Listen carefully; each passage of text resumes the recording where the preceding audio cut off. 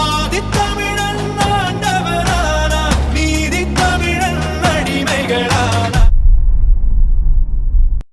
திடீர்னு மாதவன் ஒருத்தர் இருப்பாப்ல. ஸோ அந்த மாதவன்றவர் வந்து என்ன பேசுறாரு அப்படியே, தம்பி படத்துல நடிச்சிருப்பாரு, எனக்கு தெரிஞ்சிருக்கும், தம்பி படத்துல நடிச்சிருப்பாரு.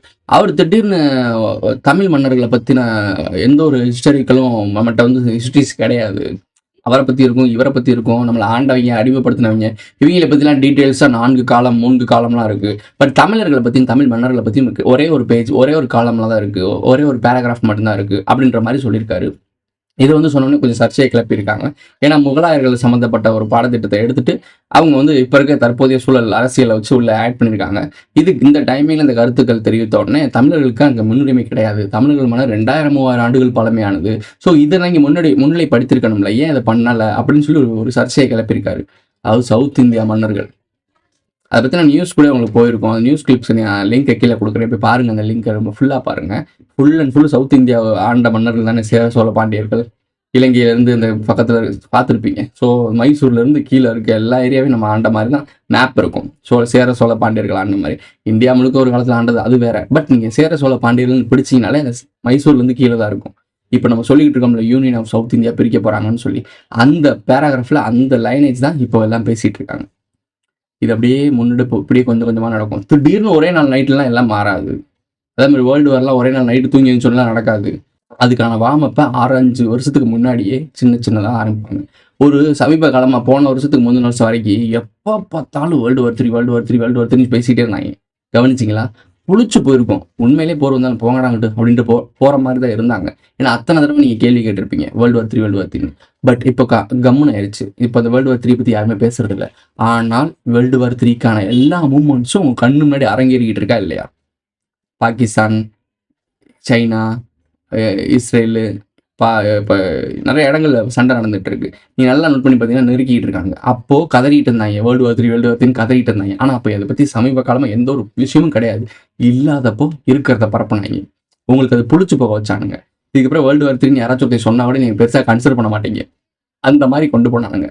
பட் இப்போ தற்போதைய சூழல் நீங்கள் பார்த்தீங்கன்னா, இப்போ இந்தியாவும் பாகிஸ்தானும் பயங்கரமாக உண்மையிலே நான் போர் வராது. சப்போஸ் இது வந்துச்சுன்னு வச்சுக்கோங்களேன், என்ன நடக்கும்? இந்தியா பாகிஸ்தான் சண்டை போடும்போது பாகிஸ்தானுக்கு சப்போர்ட்டாக ஒரு சில நாடுகள் வரும், இந்தியாவுக்கு சப்போர்ட்டாக ஒரு சில நாடுகள் வரும். வேர்ல்டு வார் ஸ்டார்ட் ஆகிருந்தானே ஆமாம் தானே? ஒரு தரப்பு நாடுகள் ஒன்று சேர்ந்துட்டாலே முடிஞ்சு வச்சுட சொல்லி. ஸோ இது நடக்கும். பட் இந்த வார்ம் அப்பில் நம்ம வேர்ல்டு வாரை ஸ்டார்ட் பண்ண போகிறதே கிடையாது, ஆரம்பிக்க போகிறதே கிடையாது. அதுக்கான வார்ம் அப்.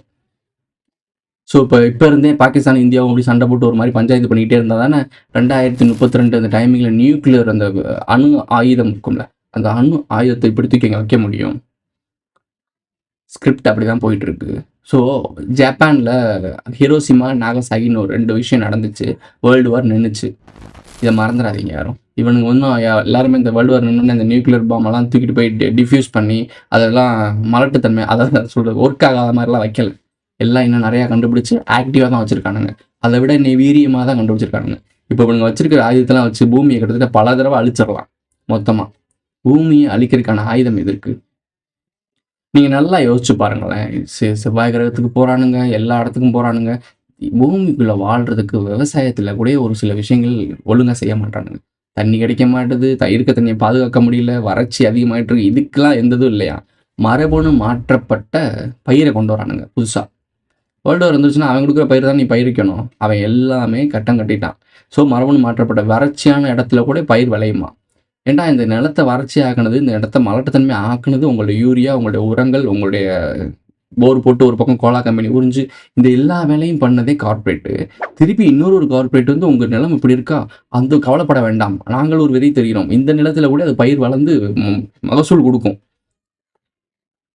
நல்லா இருந்த இடத்த நாசமாக்கிட்டு அதில் வந்து நாசமான இடத்துல கூட விளையக்கூடிய ஒரு விஷக்கிருமியான ஒரு மரபணு மாற்றப்பட்ட விதையை கொடுத்து அதையும் விளைச்சி வச்சு சின்ன சாவுங்கடான்றாங்க. இதெல்லாம் நார்மலாக பண்ணிட்டு இருக்கானுங்க. இயற்கையாக கொடுத்த கொடையை நம்ம அழிச்சிட்டு செயற்கையாக உருவாக்கி திண்டுக்கிட்டு இருக்கோம். இதுதான் மனிதனுடைய நாகரிக வளர்ச்சின்னு நீங்கள் நினைக்கிறீங்களா?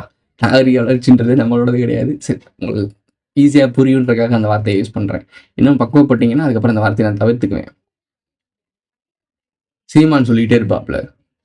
சீமான் சார் தம்பிங்கிற ஒரு கதாபாத்திரத்தை படமாக எடுக்கிறதுக்கு முன்னாடி அவரே வாழ்ந்துருக்காரு. தமிழ் தமிழ் தமிழ் மன்னர்கள்னு. இப்போ ஏன் பெரிய பெரிய பிரபலங்கள்லாம் பேச ஆரம்பிக்கிறாங்க? தமிழ் தேசியத்தை பற்றி யாருமே பெரிய ஆளெல்லாம் பேசவே இல்லை. விஜய் உள்ளே வந்தோடனே தமிழ் தேசியம் 2 கண்கள் சொல்ல வந்தாரா? ஏன் தமிழ் தேசியத்தை பூம் பண்ணுறாங்க? ஏன்னா மக்களுடைய தேவை அந்த இடத்துல இருக்குது. நம்மளை ஏமாத்துறாங்க. ஆக்சுவலாக இந்த இடத்துல ஊடுருவி வந்து மக்களை ஏமாற்ற வச்சது ஒரே ஸ்கிரிப்ட். அப்போ ஏமாற்றி வச்சோன்னா இன்னொருத்தனை வச்சு அதை ஏமாற்றிட்டாங்க உங்களை அப்படின்னு சொல்லி போட்டு கொடுக்குறதும் ஒரே ஆள். அதாவது காட்டியும் கொடுப்பான், கொடுப்பான். 2 வேலையும் பார்க்கறதும் ஒரு ஆள். ஆனால் நீ நினச்சிட்டு இருப்ப நம்மளுக்குள்ளே வந்து ஒருத்தன் வந்து ஊடுருவி வந்து நம்மளை இவ்வளோ ஆண்டு காலமாக ஆண்டுகிட்டு இருந்தாங்க. இப்போ நம்ம விழிச்சு கொண்டு அவங்களை அடிச்சு வரட்டி நம்ம அந்த இடத்த பதவியை பிடிக்க போகிறோம் அப்படின்னு நினச்சிக்கிட்டு இருப்ப.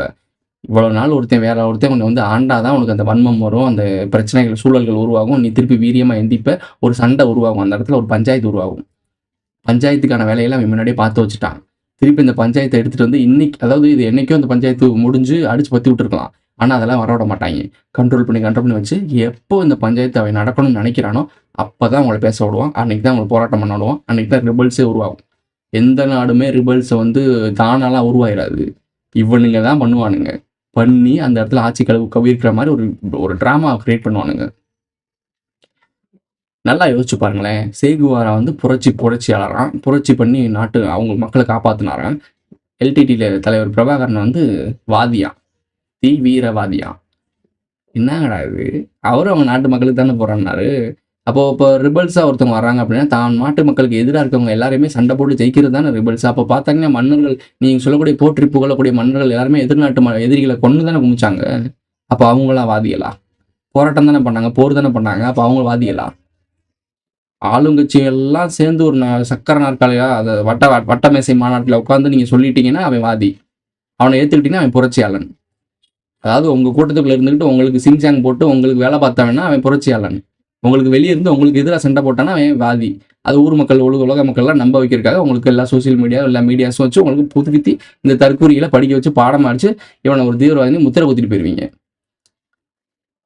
கேவலமான ஒரு நாட்டுக்குள்ள, கேவலமான ஒரு உலகத்துக்குள்ள, கேவலமான ஒரு கட்டமைப்புக்குள்ள வாழ்ந்துட்டு இருக்கோம்னு நீ என்னைக்கு புரிஞ்சுக்கிறியோ அன்னைக்கு தான் நாங்கள் சொல்லக்கூடிய விஷயங்கள்லாம் உங்களுக்கு ஈஸியாக புரியும். வெளிச்சிக்க பொழைச்சிக்க. இதோட இந்த வீடியோ முடிஞ்சிச்சு. இந்த வீடியோ பிடிச்சிருந்துச்சுன்னா லைக் பண்ணுங்க, கமெண்ட் பண்ணுங்க, சப்ஸ்கிரைப் பண்ணுங்க, மறக்காம பெல் ஐகானை அல்ல போட்டு இந்த ஃப்ரெண்ட்ஸ்லாம் ஷேர் பண்ணுங்க. உங்களுடைய கருத்துக்களை மறக்காம கமெண்ட்ல பின் பண்ணிட்டு போங்க. சேனல்ல மெம்பர்ஸை ஆட் ஆகணும்னு நினைச்சுக்கோங்க. ஜாயின்ற பட்டனை போட்டு விடுங்க. சூப்பர் தேங்க்ஸ், சூப்பர் சாட்லாம் பண்ணுங்க. எஸ்ன்ற சிம்பிளை தட்டி விடுங்க. இதெல்லாம் சொல்லிட்டு தான் இருக்கேன். யாரும் அதை பெருசாக முன்னெடுத்து போறதில்ல. பட் சொல்ல வேண்டிய கடமை என்னோடது, கேட்க வேண்டிய கடமை உங்களோடது. கேட்டால் கேட்காட்டி போக வரல. அடுத்த சந்திக்கலாம்.